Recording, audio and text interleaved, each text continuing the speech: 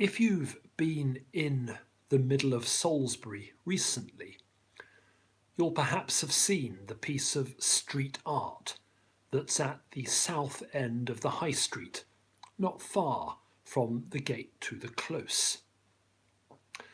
Part of it consists of a chalkboard emblazoned with the words, "What if we dot dot dot."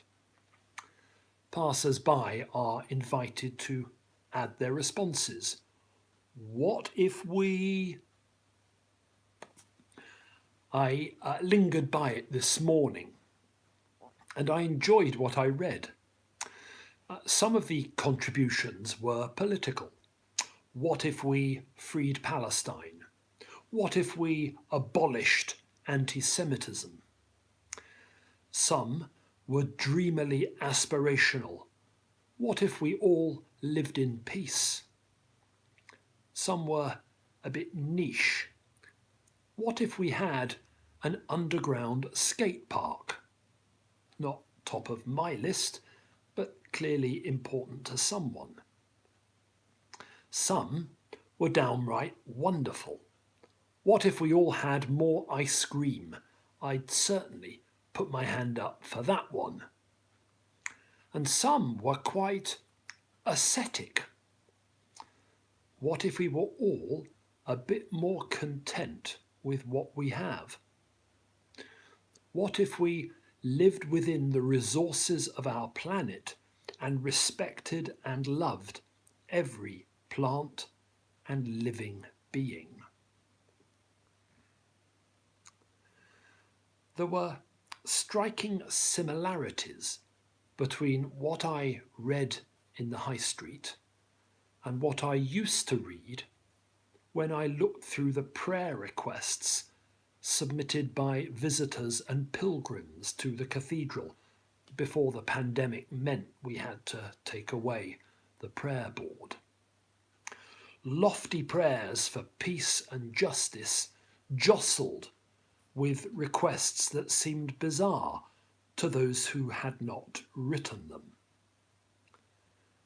Cathedral prayer requests would often include the names of people who are sick or in trouble of some sort, or who have died. There weren't any of those chalked up in the high street, and that's probably to do with context. But that aside, in both the open space of the high street and in the hushed environment of the South Choir Aisle, people's longings were made public and visible. And I welcome that. I welcome it because it's honest. This is what matters. This is what matters to those who pick up a piece of chalk or stretch for a prayer card. Peace, political change, the climate, even a skate park. Too often, those of us who pray regularly or who pray for a living are careful to dress up what we say with the words and phrases that we deem the solemnity of the occasion to demand. Praying in a building as sublime as Salisbury Cathedral makes this doubly dangerous. We, and when I say we, I mean I, try to shape our words and make them somehow worthy of the grace and grandeur of our surroundings.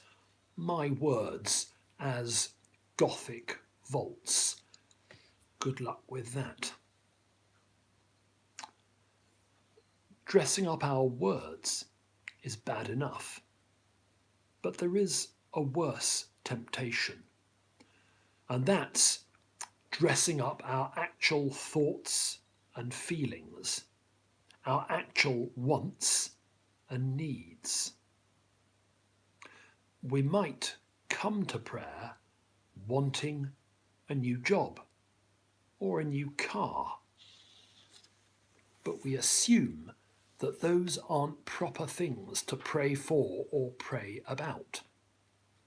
So we leave them on one side and concentrate on reconciliation in the Middle East and the success of the local food bank. You can probably see what we do when that happens. We're before the throne of heavenly grace and we're not being honest. There's nothing necessarily wrong with wanting a new job or a new car. Perhaps the best place to start our prayers on the day those are uppermost in our minds is to say it. God, I really want this. I really want it for these reasons. Please hear me. It doesn't mean we'll get it, I hasten to add, but we'll have had a little bit of practice in the subtle art of self-knowledge. And God can do a great deal with that. I suggest that if you've got access to a chalkboard, you should use it. Chalk up in big letters what's really on your heart. If you haven't got access to a chalkboard, improvise. But for heaven's sake, be straight with God. The results won't be what you're expecting, but they might be even more remarkable. Now, I think it's time for that ice cream. Have a good evening.